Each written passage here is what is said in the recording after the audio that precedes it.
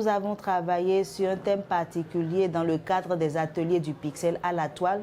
Et le thème choisi pour cette année, c'est Canva, le passeport de votre marque personnelle vers le monde professionnel africain. Il s'agit essentiellement pour eux de maîtriser cet outil dont beaucoup de personnes entendent de plus en plus parler pour pouvoir faire du graphisme, faire des montages vidéo, photos et concevoir des visuels de qualité avec cet outil simple qu'est Canva.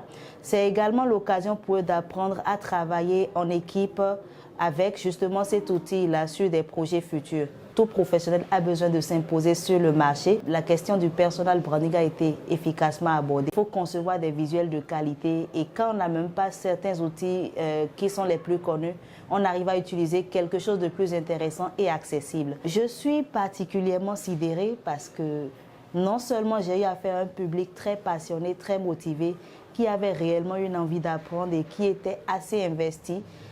À un moment donné, l'atelier qui était censé se dérouler pendant 2 heures de temps s'est déroulé finalement pendant 4 heures de temps, voire 4 heures et demie.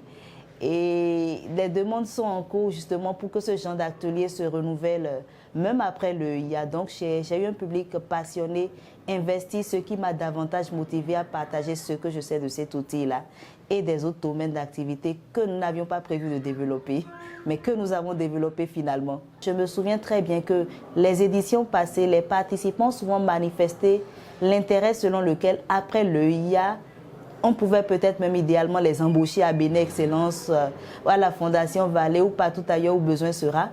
Mais je pense que même si on n'arrivait justement pas à se faire embaucher par cette structure qui est quand même moins investie pour donner une qualité de formation donnée, on peut soi-même créer de l'emploi. Et je pense même que c'est ce qui emmène justement les anglophones à dire « one leg in school, another leg in business ».